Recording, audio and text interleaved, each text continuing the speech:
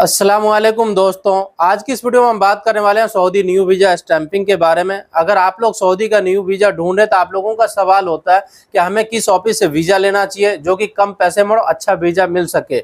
जो भी लोग सऊदी फर्स्ट टाइम आते हैं और आने के बाद वो लोग छोटी सी ऐसी गलती करते हैं, उन लोगों को बहुत ज़्यादा परेशान होना पड़ जाता है। फिर उनके मन में एक ही ख्याल होता है कि मुझे इंडिया वापस जाना है, अब मैं किस तरह से जाऊँ। तो आज की इस वीडियो में इंडिया से सऊदी आने तक पूरी डिटेल में इस वीडियो में बात करूंगा।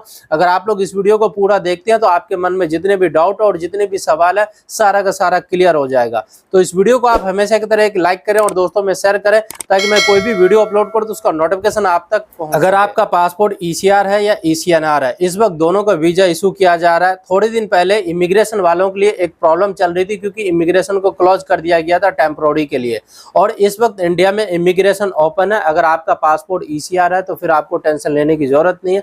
आप गल्फ के किसी भी कंट्री में आप काम के लिए जा सकते हैं और इमिग्रेशन इस वक्त ओपन है।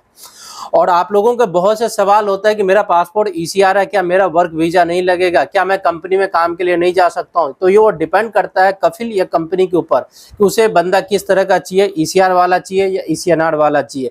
यानी थोड़े पढ़े लिखे चाहिए या जो बिल्कुल पढ़े लिखे नहीं है वो भी वो एक्सेप्ट कर सकते हैं, वो उनके ऊपर डिपेंड करता है। जो इस वक्त रूल है, रूल के हिसाब से आप कहीं भी किसी भी जगह काम के लिए जा सकते हैं। इनमें आप लोगों का सवाल होता है कि इंडिया से अगर मैं सऊदी जाना चाहता हूं तो न्यू वीजा हमें कहां से लेना चाहिए जो हमें वीजा अच्छा मिल सके। अगर आप गांव में या आसपास के गांव में जो भी एजेंट है, अगर आप उनसे मिलते हैं तो वो आपको वीजा वही दिलवाएगा जहां उसका ज्यादा फायदा हो सकता है। आपका बेशक कितना भी लॉस हो जाए, आप आकर के यहाँ फंस जाओ, आप आने के बाद फिर यहाँ पे रोते रहो, उस एजेंट को कोई मतलब नहीं है। अगर आपको अच्छा वीजा चाहिए तो आपको थोड़ा घर से बाहर निकलना होगा, जैसे कि आपको दिल्ली या मुंबई आना पड़ेगा। और सऊदी का सबसे ज्यादा वीजा निकलता है मुंबई के नाम से और उसके बाद दिल्ली के नाम से। तो मैं कुछ ऐसे कंसल्टेंसी है, मैं उनका आप लोगों को नाम दे देता हूं, जैसे कि एचआर इंटरनेशनल है और उसके बाद आरके इंटरनेशनल है, डायनेमिक है, और भी बहुत से ऐसे है, घी वाला है, जॉब्स हब्स के नाम से है। तो इन सब ऑफिस में जाकर के आप अपना रिज्यूम दे सकते हैं। कहीं भी आपको ओरिजिनल पासपोर्ट देने की जरूरत नहीं है। किसी भी आप कंसल्टेंसी में जाते हैं ना तो वो आपको व्हाट्सएप पे ज्वाइन कर लेगा।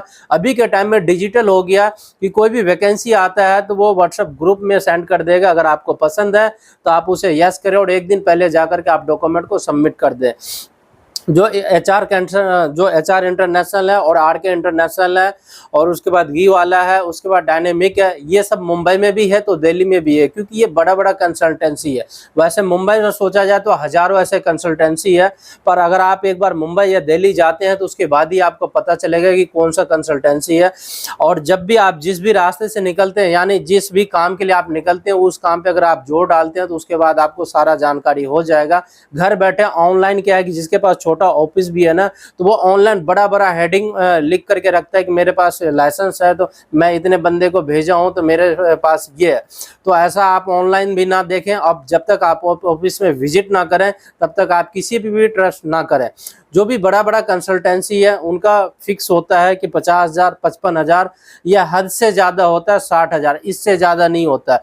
जो थर्ड पार्टी एजेंट है अगर वो भी आपका उसी ऑफिस से काम कराता है तो वो आपसे 80,000 ले लेगा और आधी बात आपको बताएगा और आधी बात वो छुपा के रखेगा। पता नहीं आपको किसी मुसस्से में भेज रहा है, किसी कंपनी में भेज रहा है, ये पता नहीं चलेगा। सऊदी के अगर आप लोग वीजा लगाते हैं, चाहे वो कंपनी में या मुसस्से में, अगर वो आपको क्लियर तरीके से बता देता है कि इस कंपनी में जा रहे हो तो वीजा भी उसी कंपनी के नाम से है, समझ लो जेन्युइन है। अगर कंपनी का नाम बोल करके और किसी के नाम से वीजा लगा देता है तो इसके मतलब समझ लो वो फ्रॉड है और वो जेन्युइन नहीं है।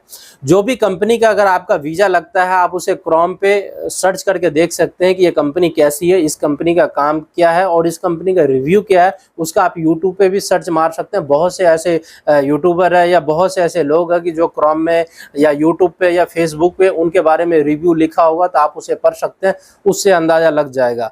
अगर किसी का नाम है या किसी मुसस्से का नाम है तो कोई फायदा नहीं है। जब आप इतने पैसे खर्च कर रहे हो तो 1 या 2 महीने सब्र करो और किसी अच्छे जगह पे वीजा लगा करके आओ। जो भी लोग इंडिया से सऊदी आना चाहते हैं, इसमें कोई भी यार दोस्त अगर रिश्तेदार उसका वीजा देता है तो इंडिया में अगर पासपोर्ट आपका ईसीआर है, यानी ईसीआर पासपोर्ट है तो मान के चलो 30 से 35,000। अगर ईसीएनआर पासपोर्ट है तो अराउंड 5,000 का डिफरेंस होता है ईसीआर और ईसीएनआर में। तो आप लोग इस तरह से आ सकते हैं।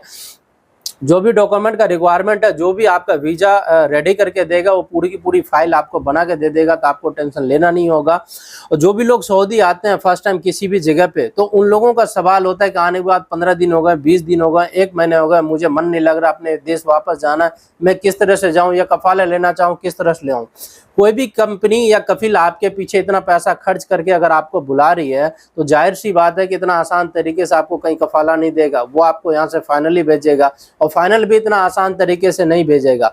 जब भी किसी भी कंपनी में अगर आप आते हैं ना, तो आने के बाद आप किसी से पूछे तो कोई कहेगा मैं 10 साल से काम कर रहा हूँ, कोई कहेगा 15 साल से काम कर रहा हूँ, कोई कहेगा 7 साल से काम कर रहा हूँ, और आपको एक ही बात कहेगा ये कंपनी अच्छी नहीं है, यहाँ पे सैलरी टाइम से नहीं मिल रहा है, यहाँ पे बहुत से ऐसी चीज़ का दिक्कत हो रहा है। और वो अगर इतनी सारी परेशानी है तो वो इतने टाइम से उस कंपनी में क्यों रुका है। आप ये भी एक लॉजिक है, आप अपने हिसाब से ये भी सोच सकते हैं, अगर कंपनी में बुराई है तो ये इतने टाइम से यहाँ पे क्यों रुका हुआ है। तो इसलिए किसी की भी बातों में मत आओ। अगर आप कहीं भी जाते हैं, आप दुनिया के किसी भी कंट्री में अगर आप लोग जाते हैं ना, तो वहाँ आपको एक बहकाने वाला जरूर मिलेगा, तो आप किसी के बहकावे में मत आओ। अपने माइंड को सेट करके आओ कि मैं पैसे कमाने के लिए आया हूँ और 2 साल तक मुझे काम करना है, जो होना था हो गया, यहाँ से वापस जाने का भी कोई फायदा नहीं है। अगर आप आ जाते हैं, जिस काम को बोल के लाया उस काम को नहीं दिया जाता है, या आपको सैलरी टाइम से नहीं मिल रहा है, या 90 दिन आपको पूरे हो गए, तो 90 दिन बाद आप कहीं भी कफाला अपनी मर्जी से वैसे ले सकते हैं, फिर कफिल की परमिशन की ज़रूरत नहीं होता।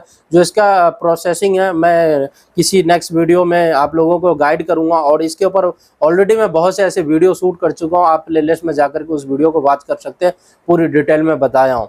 तो न्यू वीज़ा के लेके आप लोगों को बहुत से सवाल होता था कि हमें वीज़ा कहाँ से मिलेगा। तो आप किसी भी कंसल्टेंसी में जाए, दिल्ली में, मुंबई में बहुत से ऐसे ऑफिस है, और अभी के टाइम में तो ऑनलाइन भी है, और एक जॉब हट्स के नाम से भी है, उन्हें भी आप सर्च कर सकते हैं, उनका भी ग्रुप है। हालांकि ये जो वीडियो ये स्पॉन्सर नहीं है, मैं किसी की एडवर्टाइज नहीं कर रहा हूँ, बस मैं आप लोगों को एक इन्फॉर्मेशन प्रोवाइड करा रहा हूँ, ताकि अगर आप लोग वीज़ा लेना चाहते हो तो आप लोग आसान तरीके से किस तरह से आप लोग वीज़ा ले सकते हैं। और वीज़ा आप लोगों को दिलाने में, या कंसल्टेंसी ढूंढने में, या आपको कोई भी ऐसा कंपनी है जिस कंपनी में आपको डाउट है, कंपनी पे आप जानकारी लेना चाहते हैं, तो आप मुझे कमेंट कर सकते हैं, या पर्सनली आप मुझे इंस्टाग्राम पे या ईमेल पे आप मुझे डीएम कर सकते हैं। टाइम मिलते मैं आप लोगों को रिप्लाई दे दूंगा। तो मिलता है आप लोगों से किसी नेक्स्ट वीडियो में और किसी नेक्स्ट अपडेट के साथ। तब तक के लिए खुदा हाफिज।